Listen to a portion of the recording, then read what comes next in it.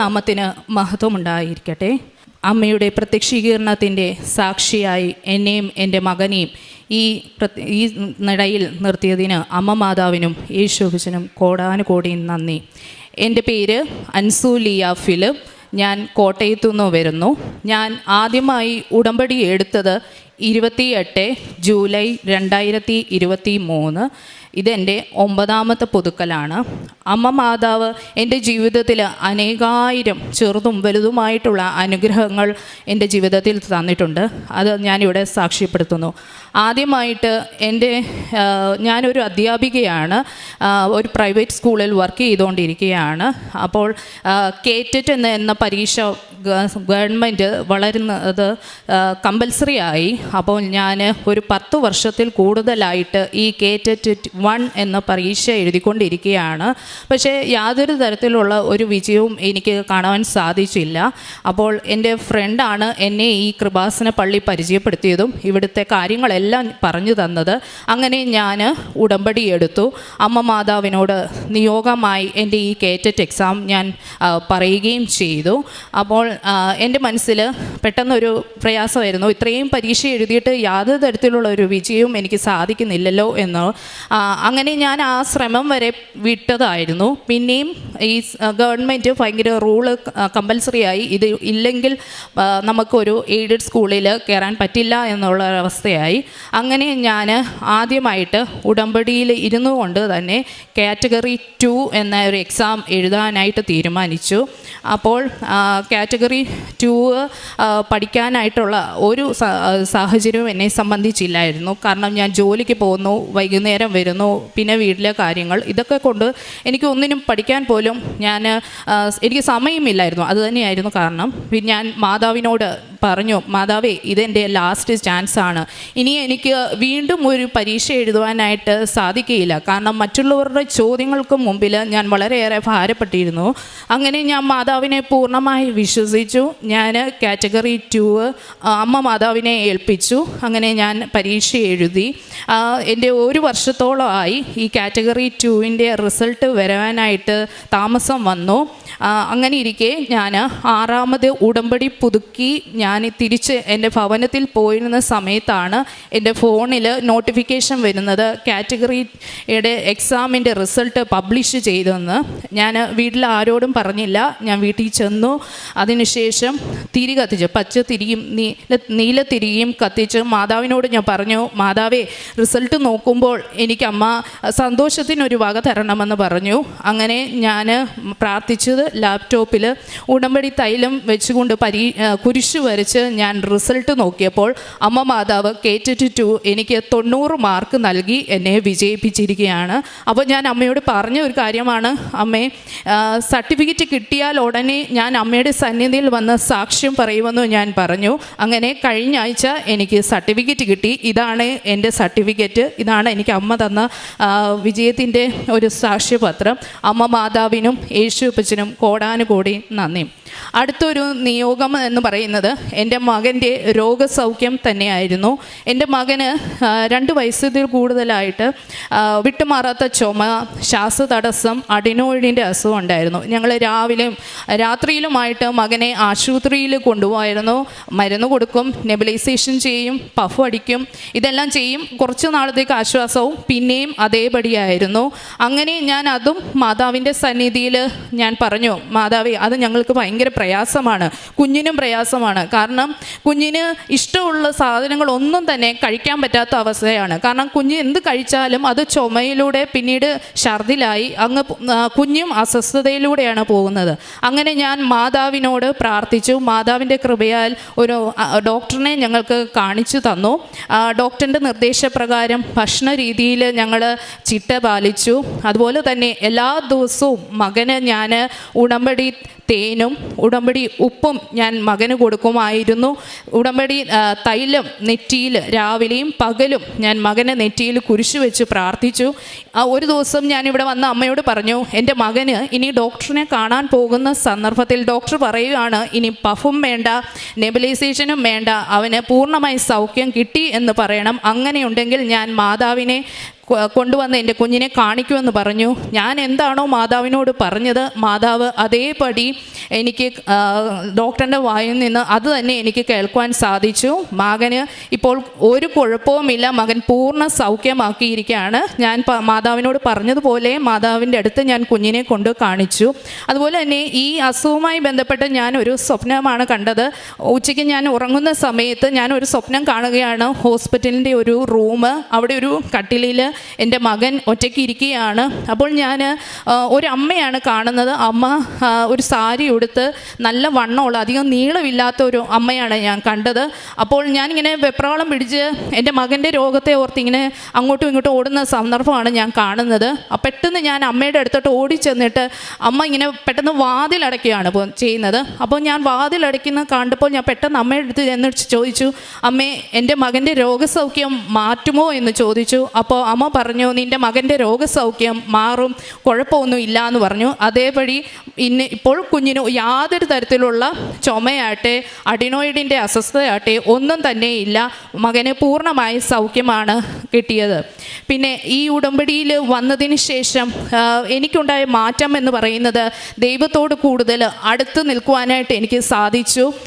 കാരണം ഞാൻ എല്ലാവരോടും ഇങ്ങനെ എല്ലാം ഓപ്പണായിട്ട് പറയുന്ന ഒരു വ്യക്തിയല്ല. പക്ഷേ ഞാൻ എൻ്റെ എന്ത് കാര്യം, അത് സങ്കടമാകട്ടെ സന്തോഷമാകട്ടെ, എല്ലാം ഞാനിപ്പം ഷെയർ ചെയ്യുന്നത് എൻ്റെ അമ്മ മാതാവിനോടാണ്. ഞാൻ എല്ലാ ദിവസവും രാവിലെ സ്കൂളിൽ പോകുമ്പോഴായാലും തിരിച്ചു വരുമ്പോഴായാലും വന്ന് അമ്മയോട് പറയും, അമ്മേ ഞാൻ വന്നു കേട്ടോ, വീട്ടിൽ വന്നു കേട്ടോ, അങ്ങനെയൊക്കെ പറഞ്ഞിട്ടാണ് ഞാനിപ്പോൾ എൻ്റെ പ്രാർത്ഥന ജീവിതം മുന്നോട്ട് പോകുന്നത്. ഞാൻ പഠിപ്പിക്കുന്നത് കുഞ്ഞു കുട്ടികളെയാണ്. കുഞ്ഞുകുട്ടികളെന്ന് പറയുമ്പോൾ 3-4 വയസ്സുള്ള കുഞ്ഞുങ്ങളാണ്.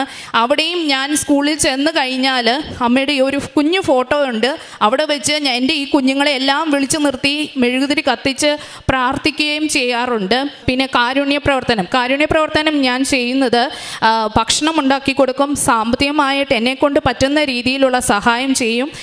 എൻ്റെ വീടിൻ്റെ അടുത്തൊരു പ്രായമുള്ള അപ്പച്ചന്മാർ താമസിക്കുന്ന സ്ഥലമുണ്ട്.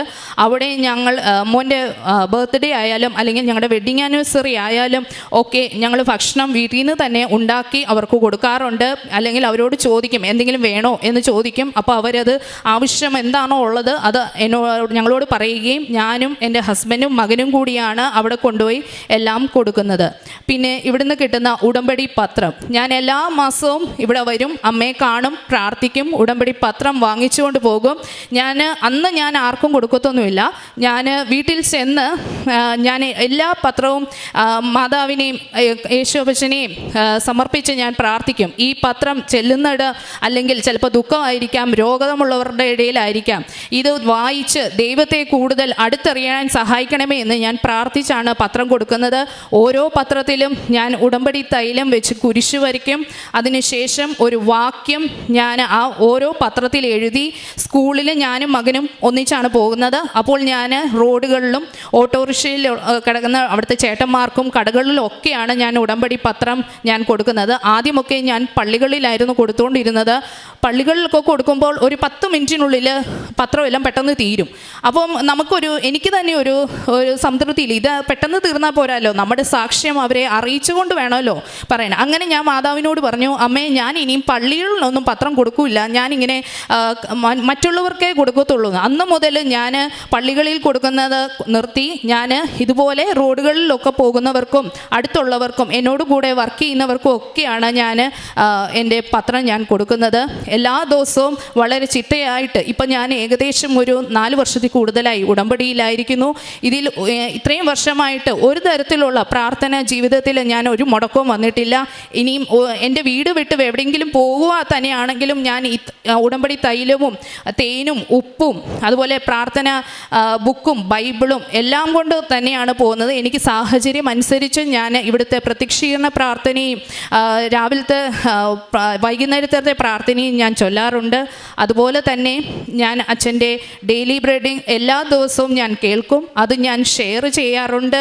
അതുപോലെ തന്നെ ഈ ഉടമ്പടിയിലായ്മ തൊട്ട് ഞാൻ ഈ സോഷ്യൽ മീഡിയയിൽ ഫോട്ടോസോ അങ്ങനെയൊന്നും ഇടുന്ന ഒരാളല്ല. പക്ഷേ ഞാൻ ഉടമ്പടിയിലായതിനു ശേഷം ഞാൻ എല്ലാ ദിവസവും ഒരു വാക്യം വെച്ച് ഞാൻ എൻ്റെ സ്റ്റാറ്റസായിട്ട് വാട്സപ്പിൽ ഷെയർ ചെയ്യുന്നുണ്ട്. അപ്പോൾ ഞാൻ അത്രയും വിചാരിച്ചില്ല എൻ്റെ ഈ സ്റ്റാറ്റസൊക്കെ കാണുന്നതുകൊണ്ട്. പക്ഷേ ഇത് കണ്ട് പലരും എന്നോട് വന്ന് പറഞ്ഞു, ഇത് മാമിൻ്റെ വാക്യം കാണുമ്പോൾ ഞങ്ങൾക്കൊരു സന്തോഷമാണ് അന്നത്തെ ദിവസമെന്ന്. അതൊക്കെ കേട്ടപ്പോൾ വളരെ വളരെ സന്തോഷമാണ് ഉണ്ടായത്. പിന്നെ എൻ്റെ ജീവിതത്തിലും എൻ്റെ കുഞ്ഞിൻ്റെ ജീവിതത്തിലും ചെയ്തു തന്ന എല്ലാവിധ അനുഗ്രഹത്തിനും അമ്മ മാതാവിനും യേശു അപ്പച്ചനും നന്ദി പറയുന്നു. എല്ലാ ദിവസവും ഞാൻ പ്രാർത്ഥിക്കുന്ന ഒരു കാര്യം എന്ന് പറയുന്നത് ആയുസ്സും ആരോഗ്യവും ബലവും ശക്തിയും ഉള്ളിടത്തോളം കാലം ഉടമ്പടിയിലൂടെ ജീവിക്കാൻ എന്നെ എൻ്റെ കുടുംബത്തെയും സഹായിക്കണമേ എന്ന് മാത്രമാണ്. ഞാനൊരു മർത്തോമക്കാരിയായ ഞാൻ സ്റ്റാറ്റസ് ഇട്ടേക്കുന്ന എൻ്റെ പ്രൊഫൈൽ പിക്ചർ ഇട്ടേക്കുന്നത് മാതാവിൻ്റെ പിക്ചറാണ്. മർത്തോമയിലുള്ളവർക്കറിയാം ഞങ്ങൾക്ക് മാതാവില്ല എന്ന്. പക്ഷെ പലരും എന്നോട് ചോദിച്ചു എന്തിനാണ് ഈ മാതാവിനെ ഇട്ടേക്കുന്നത്. പക്ഷേ അപ്പോൾ ഞാൻ പറഞ്ഞു അത് എൻ്റെ വിശ്വാസമാണ് മാതാവിനോടുള്ളത്. കാരണം അമ്മയോട് പറഞ്ഞാൽ അമ്മ മകനോട് പറയും എൻ്റെ ആവശ്യങ്ങൾ. അപ്പോൾ മകൻ അത് ഒരിക്കലും നിരസിക്കാൻ പറ്റില്ല എന്നുള്ളൊരു വിശ്വാസമുണ്ട്. ഇന്ന് എനിക്ക് നാളത്തെക്കുറിച്ചുള്ള ഒരു വിചാരമില്ല. കാരണം ദൈവം നമ്മളെ ഈ ഭൂമിയിൽ ജീവിച്ച് ഇറങ്ങിയിട്ടുണ്ടെങ്കിൽ ദൈവത്തിന് നമ്മളെക്കുറിച്ചൊരു പദ്ധതി ഉണ്ടെന്നുള്ളൊരു വിശ്വാസത്തോടു കൂടിയാണ് മുന്നോട്ട് പോകുന്നത്. ഇനി എന്നും മാതാവിനെ തന്നെ മുറുകെ പിടിച്ചുകൊണ്ട് മുന്നോട്ട് പോകാനാണ് ഞാൻ ആഗ്രഹിക്കുന്നത്. ദൈവത്തിനും യേശുപ്പച്ചനും കോടാനുകൂടി നന്ദി. പേര് ഷൈല ജോയ്. ഞാൻ കർണാടകയിൽ നിന്ന് വരുന്നു. ഞാൻ ഉടമ്പടി എടുത്തത് 17/10/2023 എന്നെ ആദ്യമായിട്ട് തന്നെ ഞാൻ അമ്മയുടെ എന്നെ പ്രത്യക്ഷീകരണത്തിൻ്റെ സാക്ഷിയായി ഉയർത്തിയതിന് അമ്മ മാതാവിനും തിരുകുമാരനും നന്ദി പറയുന്നു. ഒന്നാമത്തെ സാക്ഷ്യം, ഞാൻ വീണത് വഴി എനിക്ക് ഭയങ്കര നടുവേദനയായിരുന്നു.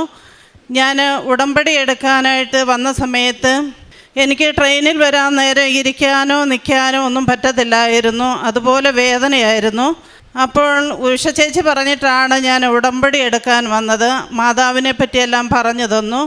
അത് കഴിഞ്ഞ് ഞാൻ അന്നേരം ട്രെയിനിലിരുന്ന സമയത്ത് ഞാൻ മാതാവിനോട് പറഞ്ഞു, അമ്മേ, എൻ്റെ ഈ നടുവേദന പൂർണ്ണമായി മാറ്റി തരുകയാണെങ്കിൽ സന്തോഷമായിട്ട് എനിക്ക് ഉടമ്പടി എടുക്കാൻ പറ്റുമല്ലോ എന്ന് പറഞ്ഞു. പ്രാർത്ഥിച്ച് ഞാൻ ഓട്ടോയിൽ വന്ന് ഇവിടെ ഇറങ്ങുന്ന സമയത്ത് ഞാൻ മാതാവിൻ്റെ മുഖത്താണ് നോക്കിയത്. ആ സമയത്ത് എനിക്കൊരു കറണ്ട് ഷോക്ക് അടിക്കുന്ന മാതിരി തോന്നി. അന്നേരം ഒന്നും എനിക്ക് അതിൻ്റെ പൊരുൾ അറിയത്തില്ലായിരുന്നു. അത് കഴിഞ്ഞ് ഞാൻ മാതാവിൻ്റെ അരികെ വന്ന് പ്രാർത്ഥിച്ച് ഇങ്ങോട്ട് കയറുന്ന സമയത്ത് എനിക്ക് മുല്ലപ്പൂവിൻ്റെ സുഗന്ധാഭിഷേകമുണ്ടായി. അതിനുശേഷം ഞാൻ ഇവിടെ വന്ന് മുട്ടുകുത്തി. എനിക്ക് അത്ര വേദനയില്ലായിരുന്നു. പിന്നെ ക്ലാസ്സിന് കയറിപ്പോയ സമയത്തും എനിക്ക് എഴുന്നേൽക്കുന്നതിന് യാതൊരു കുഴപ്പമില്ലായിരുന്നു. അതോടുകൂടി ഞാൻ ഇവിടുന്ന് ഉടമ്പടി എടുത്ത് വീട്ടിൽ പോയതിന് ശേഷം കുളിക്കുന്ന വെള്ളത്തിൽ ഉപ്പിട്ട് കുളിക്കുമായിരുന്നു. അതിനുശേഷം എനിക്ക് പൂർണ്ണമായിട്ട് സൗഖ്യമുണ്ടായി. ഇന്ന് വരെ ആ വേദന വന്നിട്ടില്ല. രണ്ടാമത്തെ സാക്ഷ്യം, എനിക്ക് ഒരു അലർജി ഉണ്ടായിരുന്നു. നടുവിന് താഴോട്ട് കാലും എല്ലാം പൂർണ്ണമായിട്ട് ഭയങ്കര ചൊറിച്ചിലായിരുന്നു. കാല് ചെതുമ്പൽ പോലായിരുന്നു, മീനിൻ്റെയൊക്കെ ചെതുമ്പൽ പോലായിരുന്നു. എനിക്ക് തന്നെ കണ്ടു കഴിഞ്ഞാൽ എൻ്റെ ശരീരം കണ്ടു കഴിഞ്ഞാൽ എനിക്ക് അറപ്പാവുമായിരുന്നു. ഞാൻ അഖണ്ഡ ജപമാലയ്ക്ക് വരുന്ന സമയത്ത് ഞാനൊരു നിയോഗം വെച്ചു, അമ്മേ, എൻ്റെ ഈ അലർജി മാറ്റി തരുകയാണെങ്കിൽ ഞാൻ സാക്ഷ്യം പറഞ്ഞേക്കാമെന്ന് ഞാൻ പറഞ്ഞിരുന്നു. ഞാൻ വീട്ടിൽ പോയ സമയത്ത് ഞാൻ നോക്കിയപ്പോൾ എൻ്റെ കാല് ചെതുമ്പൽ പോലെ കണ്ടു കഴിഞ്ഞാൽ നമുക്ക് അറപ്പാവുമായിരുന്നു. ഞാൻ എൻ്റെ ഭർത്താവിനെയും കാണിച്ചു കൊടുത്തു. അന്നേരം എന്താടി ഇങ്ങനെ, നമുക്ക് ഹോസ്പിറ്റലിൽ പോവാമെന്ന് പറഞ്ഞു. പക്ഷേ 2 ദിവസമായപ്പോഴത്തേന് അത് പൂർണ്ണമായിട്ട് ചിരണ്ടി കളഞ്ഞ മാതിരി സൗഖ്യമുണ്ടായി. എനിക്കിന്ന് യാതൊരു പ്രശ്നവുമില്ല. അമ്മ മാതാവിനും തിരുകുമാരനും കോടാനുകൂടി നന്ദി പറയുന്നു. മൂന്നാമത്തെ സാക്ഷ്യം എന്ന് പറഞ്ഞാൽ, എൻ്റെ ഭർത്താവ് 4-5 വർഷമായി 2 ചേട്ടന്മാർക്ക് കാശ് കൊടുത്തിട്ടുണ്ടായിരുന്നു. ഒരു ചേട്ടൻ ഞങ്ങൾക്ക് മില്ലുണ്ടായിരുന്നു, അത് ലീസിന് കൊടുത്തു, അത് കാശ് തന്നില്ല. പിന്നെ ഒരു ചേട്ടന് 4-5 ലക്ഷത്തോളം കാശ് കൊടുത്തു. അത് കഴിഞ്ഞിട്ട് ഞാനത് നിയോഗത്തിൽ വെച്ചിട്ടുണ്ടായിരുന്നു. ആ ചേട്ടൻ കഴിഞ്ഞ മാസം കുറച്ച് കാശ് തന്നു. അമ്മ മാതാവിനോട് നിയോഗം വെച്ചതിനാലാണ് അത് തന്നത് എന്ന് ഞങ്ങൾ പൂർണ്ണമായി വിശ്വസിക്കുന്നു. ഏപ്രിൽ മാസം ആകുമ്പോഴത്തേന് തരാമെന്ന് പറഞ്ഞിട്ടുണ്ട്. അത് സാധിച്ചു തരുമെന്ന് ഞാൻ പൂർണ്ണമായിട്ട് അമ്മയിൽ വിശ്വസിക്കുന്നു. അമ്മയ്ക്കും തിരുകുമാരനും കോടാനുകൂടി നന്ദി പറയുന്നു. പിന്നെ എൻ്റെ കാരുണ്യ പ്രവൃത്തികളെന്ന് പറഞ്ഞു കഴിഞ്ഞാൽ, ഞാനും എൻ്റെ കൂട്ടുകാരിയും ഞങ്ങളുടെ ഭർത്താക്കന്മാരും എല്ലാം ചേർന്ന് ഞങ്ങൾ ചില മാസങ്ങളിൽ 120 പേർക്ക് 3 അനാഥാശ്രമങ്ങളിലുമായിട്ട് ചോറ് കൊടുക്കാറുണ്ട്. ഞങ്ങൾ തന്നെ വെച്ചാണ് കൊടുക്കുന്നത്. ചില മാസം കൂടിപ്പോയിട്ടുണ്ടെങ്കിൽ ചില മാസം ഒരു മാസത്തിൽ 50 പേർക്കെങ്കിലും ഞങ്ങളുടെ കൈ കൊണ്ട് തന്നെ വെച്ച് നല്ല രീതിയിൽ ഭക്ഷണം കൊടുക്കാറുണ്ട്. പിന്നെ പാപങ്ങളെയൊക്കെ സഹായിക്കാറുണ്ട്. പിന്നെ പത്രപ്രവർത്തനം, പ്രേക്ഷിത പ്രവർത്തനം എന്ന് പറഞ്ഞു കഴിഞ്ഞാൽ ഞാൻ ചന്തസ്ഥലങ്ങളിലും പിന്നെ ഇങ്ങനെ കല്യാണം നടക്കുന്നിടത്തും അങ്ങനെയൊക്കെയാണ് ഞാൻ പത്രങ്ങൾ കൊടുക്കാറ്. പിന്നെ എനിക്ക് വന്ന അനുഭവം എന്ന് പറഞ്ഞാൽ മാറ്റങ്ങളെന്ന് പറഞ്ഞു കഴിഞ്ഞാൽ ഞാൻ ദിവസം പള്ളിയിൽ പോകും. ആദ്യമേ ഞാൻ പോവുമായിരുന്നു. എന്നാലും കുറച്ചുകൂടി വിശ്വാസത്തോടെ കുർബാന അർപ്പിക്കാനുള്ള കൃപ ലഭിച്ചു. പിന്നെ കൊന്ത ഞാൻ വീട്ടിൽ നിന്ന് പുറത്തിറങ്ങിക്കഴിഞ്ഞാൽ എത്ര കൊന്ത ചെല്ലുമെന്ന് എനിക്ക് തന്നെ അറിയത്തില്ല. ഞാനിപ്പോൾ ഇന്നലെ ഇവിടെ വരുന്ന വഴിക്ക് 52 ജപമാല ചൊല്ലി കാഴ്ചവെച്ചു. അതുപോലെ തന്നെ ഞാൻ ദിവസവും ജപമാല. പിന്നെ മിനി സന്തോഷ് എന്ന സഹോദരി നടത്തുന്ന അഖണ്ഡ ജപമാലയിൽ ഓൺലൈനായിട്ട് ഞാൻ ജപമാല ചൊല്ലി അതിൽ പങ്കുചേരാറുണ്ട്. ഇത്രയും അനുഗ്രഹങ്ങൾ തന്ന അമ്മ മാതാവിനും തിരുകുമാരനും കോടാനുകൂടി നന്ദി പറയുന്നു. അപ്പസ്തോല പ്രവർത്തനങ്ങൾ 20-ാം അധ്യായം 24-ാം തിരുവചനം. എന്നാൽ എൻ്റെ ജീവൻ ഏതെങ്കിലും വിധത്തിൽ വിലപ്പെട്ടതായി ഞാൻ കണക്കാക്കുന്നില്ല. എൻ്റെ ഓട്ടം പൂർത്തിയാക്കണമെന്നും ദൈവത്തിൻ്റെ കൃപയുടെ സുവിശേഷത്തിന് സാക്ഷ്യം നൽകാൻ കർത്താവായ യേശുവിൽ നിന്ന് ഞാൻ സ്വീകരിച്ചിട്ടുള്ള ദൗത്യം നിർവഹിക്കണമെന്നും മാത്രമേ ഞാൻ ആഗ്രഹിക്കുന്നുള്ളൂ. ഷൈല എന്ന ഈ സഹോദരി ഇവിടെ വന്ന് ഉടമ്പടി എടുക്കാനായി ആദ്യമായി ഇവിടേക്ക് കയറി വന്നപ്പോൾ വളരെ വേദനയോടുകൂടിയാണ്. ഒരു വീഴ്ച മൂലം മാറാത്ത നടുവേദനയായിട്ടാണ് ഈ മകൾ ഇവിടേക്ക് കയറി വന്ന് ഇവിടെ ഉടമ്പടി എടുക്കാൻ തീരുമാനിച്ചത്. ഇവിടേക്ക് കാലുകുത്തിയപ്പോൾ തന്നെ പരിശുദ്ധ അമ്മയെ നോക്കി സങ്കടത്തോടെ പറയാൻ തുടങ്ങുന്നതിന് മുൻപ് തന്നെ സുഗന്ധാഭിഷേകം നൽകി ഈ മകളെ അനുഗ്രഹിക്കുന്ന വലിയ ഒരു ദൈവാനുഭവം ഈ മകൾക്കുണ്ടായി എന്ന് ഏറ്റുപറയുന്നു. അതുപോലെ തന്നെ വളരെ പെട്ടെന്നാണ് സമയച്ചുരുക്കത്തിൻ്റെ അമ്മ ആ നടുവേദന സൗഖ്യമാക്കി കൊടുത്തത്. എപ്പോഴെല്ലാം എന്തെല്ലാം അസ്വസ്ഥതകളുണ്ടാകുന്നോ ഉടനെ ഇവിടെ നിന്ന് കൊടുത്ത നേർച്ച വസ്തുക്കൾ ഉപയോഗിച്ച് ഇവിടുത്തെ വിശുദ്ധ ഉപ്പ് വെള്ളത്തിലിട്ട് കുളിക്കുകയും അത് അപ്ലൈ ചെയ്യുകയും ചെയ്തപ്പോൾ ഈ മകൾക്ക് വളരെ പെട്ടെന്ന് എല്ലാ അസുഖങ്ങളിൽ നിന്നും സൗഖ്യമുണ്ടായി എന്നാണ് സാക്ഷ്യപ്പെടുത്തുന്നത്. 1 വർഷമായിട്ടുള്ള കണ്ടിന്യൂസ് അലർജി, അത് ശൈല തന്നെ അതിനെക്കുറിച്ച് ചിത്രീകരിക്കുന്നത്, എന്നെ കാണുമ്പോൾ എനിക്ക് തന്നെ അറപ്പ് തോന്നുന്ന വിധത്തിലുള്ള എൻ്റെ ശരീരത്തിലെ ചെതുമ്പൽ പോലെയുള്ള ഒരു അലർജിയായിരുന്നു ശരീരത്തിലുണ്ടായിരുന്നത്. അത് ചൊറിച്ചിൽ മൂലം വളരെയധികം കഷ്ടപ്പെട്ടു. നേർച്ച വസ്തുക്കളുടെ ഉപയോഗം മൂലം നേർച്ച വസ്തുക്കൾ ഉപയോഗിക്കുമ്പോൾ നാം ചെയ്യുന്നത് ഒന്ന് മാത്രമാണ്, വിശ്വാസ പ്രമാണം നാം ഏറ്റുപറഞ്ഞുകൊണ്ട് പ്രഖ്യാപിക്കുകയാണ്.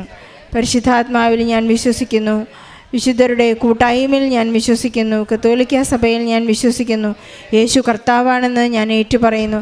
ഇങ്ങനെ വിശ്വാസ പ്രമാണം നാം പ്രഖ്യാപിക്കുമ്പോഴാണ് നമുക്കൊരുപാട് സൗഖ്യങ്ങൾ ഉണ്ടാകുന്നതെന്ന് ഷൈല തൻ്റെ ജീവിതത്തിൽ നിന്ന് ഏറ്റുപറയുന്നു. തനിക്ക് അസാധ്യമെന്ന് തോന്നിയ എല്ലാ കാര്യങ്ങളും പരിശുദ്ധ അമ്മയുടെ മധ്യസ്ഥതയിൽ not by merit but by grace 4 വർഷമായിട്ട് ഒരു സഹോദരന് കടം കൊടുത്ത പൈസ കിട്ടുന്നില്ലായിരുന്നു. ഉടമ്പടി എടുത്ത ഉടനെ തന്നെ അവർക്ക് ഉടൻ പരിഹാരമായിരുന്നു. ആ കടം അവർ വീട്ടി കൊടുക്കുകയാണ്. ഇന്ന് ശൈലയ്ക്ക് മറ്റൊന്നിനെക്കുറിച്ചും ചിന്തയില്ല. ഈ സഹോദരി പറയുന്നു, ഞാനൊരു ദിവസം 52 ജപമാല അർപ്പിക്കുവാനുള്ള സൗഭാഗ്യം, കൃപ എനിക്ക് ലഭിച്ചു.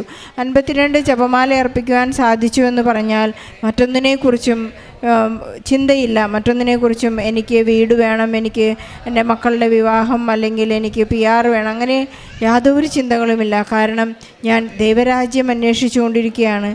എനിക്ക് മറ്റെല്ലാം കൂട്ടിച്ചേർക്കണമെന്നുള്ള ധൈര്യം ഈ മകൾക്കുണ്ട്. ഈ മകൾ തന്നെ സാക്ഷി സ്ഥിരീകരണ സമയത്ത് പറയായിരുന്നു, എനിക്ക് കൃപാസനം പത്രത്തെക്കുറിച്ച് വലിയ ബോധ്യമൊന്നും ഉണ്ടായിരുന്നില്ല, ഞാനതിൽ അവലോസ് പൊടി വറുത്ത് ഇടുമായിരുന്നു എന്ന് ഇവിടെ പറയാൻ വിട്ടുപോയതായിരിക്കും. അങ്ങനെ അത്രമാത്രം ഒരു വില കൽപ്പിക്കാതിരുന്ന ഒരു കൃപാസനത്തിലേക്ക് വീണ്ടും പരിശുദ്ധ അമ്മയെക്കുറിച്ച് സാക്ഷ്യപ്പെടുത്താൻ ഇന്ന് ലോകം മുഴുവൻ ഇത് എൻ്റെ സാക്ഷ്യം അറിയണം എന്നുള്ള വലിയ ആഗ്രഹത്തോടു കൂടിയാണ് ഈശോയെ പ്രഖ്യാപിക്കുന്നതും പരിശുദ്ധ അമ്മയുടെ മാധ്യസ്ഥത്തെക്കുറിച്ചും ഈ മകൾ ഏറ്റു പറയുന്നു. നമുക്ക് വിശ്വസിച്ചുകൊണ്ട് പ്രാർത്ഥിക്കാം, വിശ്വാസ പ്രഖ്യാപനം നടത്താം. നമുക്ക് ഏതൊരു തരത്തിലും വിശ്വസിക്കാവുന്ന ഈശോയുടെ വചനങ്ങളിൽ ആഴമായി വിശ്വസിക്കാം. ആകാശവും ഭൂമിയും കടന്നു പോകും, എന്നാൽ എൻ്റെ വചനങ്ങൾ കടന്നു പോവുകയില്ല, അതെല്ലാം നിറവേറുമെന്ന ഈശോയുടെ ആ വചനം നമുക്ക് പൂർണ്ണമായി വിശ്വസിക്കാം. ഒരു ഉടമ്പടി ഒരു സത്യസന്ധതയിൽ നിലനിൽക്കുമെന്നുള്ള ഒരു നിലപാടാണ്. ഇന്ന് ഷൈല ഒരു വലിയ നിലപാടെടുത്തുകൊണ്ടാണ് ഇവിടെ നിന്ന് ഈ അൾത്താരയിൽ നിന്ന് ഇറങ്ങുന്നത്. നമുക്ക് വിശ്വാസത്തോട് പ്രാർത്ഥിക്കാം. ഉടമ്പടി ഒരു നിലപാടായി നമുക്ക് സ്വീകരിക്കാം. ഷൈലയ്ക്കും കുടുംബത്തിനും ലഭിച്ച സൗഖ്യത്തിന് വളരെ ഈശോയ്ക്കും പരിശുദ്ധയ്ക്കും നല്ല ഒരു കയ്യടി നൽകി സാക്ഷ്യം നമുക്ക് സമർപ്പിക്കാം.